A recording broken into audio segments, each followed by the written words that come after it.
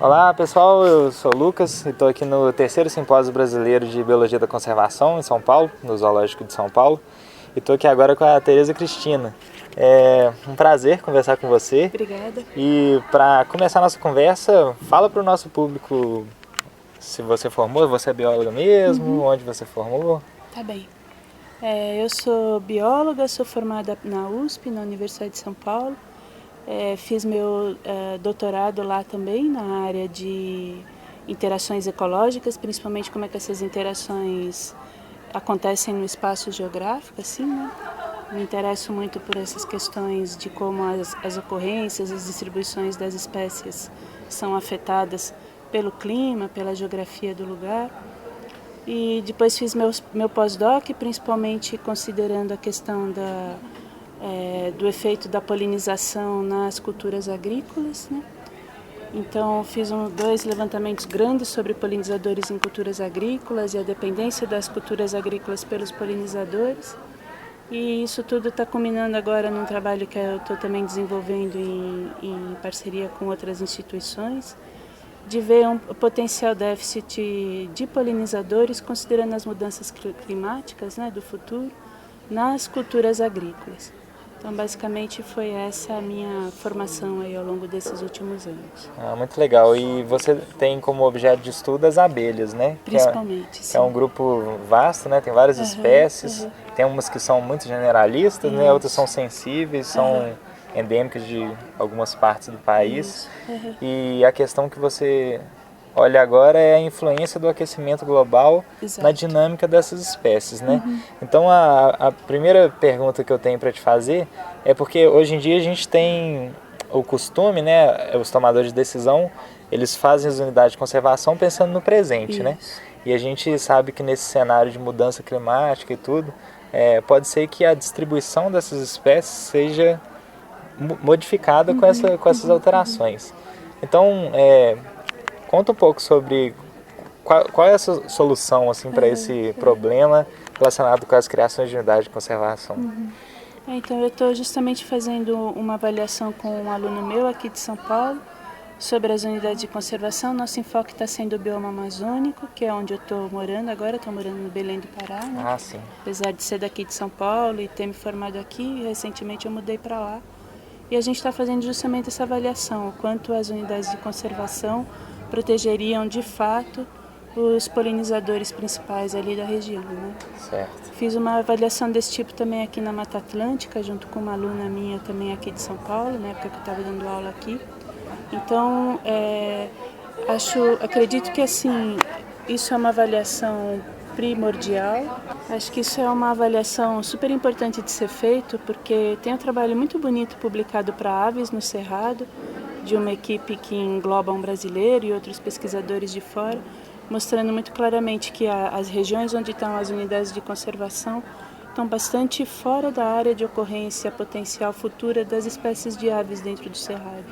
Ou seja, para de fato considerar a proteção dessas aves, dessas espécies, a gente precisaria pensar em novas áreas de unidades de conservação, né?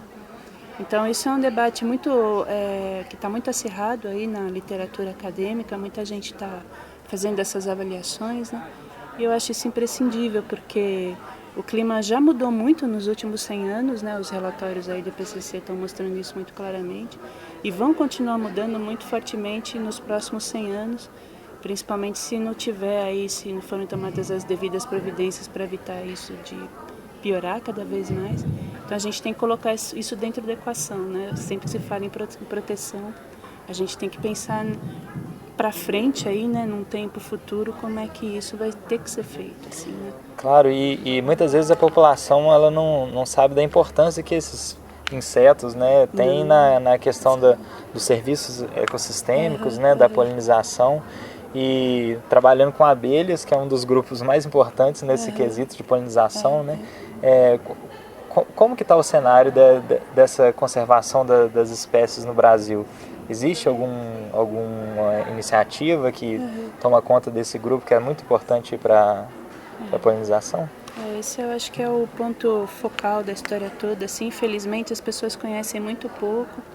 e tem feito muito pouco também. Tem umas poucas iniciativas muito bonitas, aliás, mas muito localizadas, muito pequenas, né? Então ainda precisa de uma conscientização maior, de uma pressão da opinião pública no sentido de fato fazer um debate mais aprofundado sobre como proteger esses bichos, né? Os insetos, justamente por serem muito invisíveis para a maioria das pessoas, eles absolutamente não são considerados. Todo mundo quer estudar os mamíferos. E é tudo igual, né? Tudo igual. Quer estudar os bichos de grande porte, né? Também é lógico, não estou falando para não estudar, tem o seu valor, tem que ser estudado mesmo, mas os insetos são muito negligenciados aí historicamente, né? E cada vez mais a gente está vendo que eles cumprem papéis absolutamente fundamentais para a manutenção do ecossistema, para a produção de alimentos, tanto para os outros animais quanto para a própria espécie humana, né?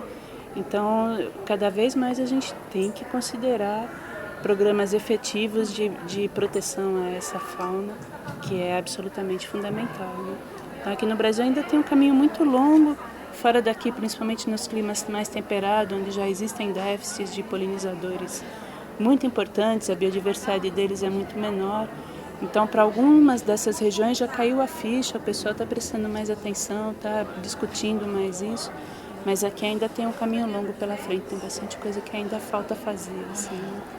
Claro, independente do grupo taxonômico, né? Existe muito trabalho a ser feito, né? Sim, sim. E ainda mais considerando essas novidades, né, de relação ao aquecimento global e essas questões que não eram muito abordadas, sim, né? Com certeza. Então, para ajudar nesse processo de aceleração da produção do conhecimento, qual que é a importância de simpósios como esses, congressos, reuniões de especialistas, né?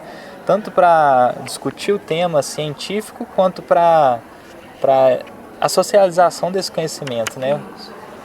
Eu acho uma iniciativa espetacular, assim, eu sou super fã desse tipo de iniciativa, porque acho que o conhecimento salva a gente de um monte de bobagem, assim, quando a gente sabe o que a gente está falando e qual que é de fato a dimensão do problema, se você tem um conhecimento baseado ali em dados, em estudos, em pesquisa, né? Você tem mais chance de acertar nos teus diagnósticos e de propor boas saídas. Então eu acho que fazer eventos desse tipo, onde junta pessoas que se dedicam a trabalhar com essas questões e a estudar essas questões, é fundamental.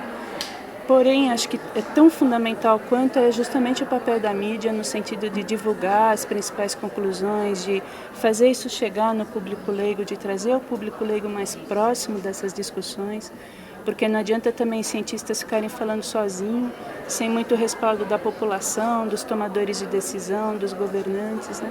Então eu acho que esse casamento entre ciência, uma política pública adequada, uma boa visibilidade pública, né, dos principais resultados, acho que é fundamental. Assim, vocês estão de parabéns. Obrigado. E para finalizar a nossa conversa, para as pessoas que têm interesse, eles vão ver sua palestra também, tem interesse nesse tema de polinização, abelhas, você indicaria algum site, algum trabalho, algum livro que as pessoas possam saber mais desse assunto?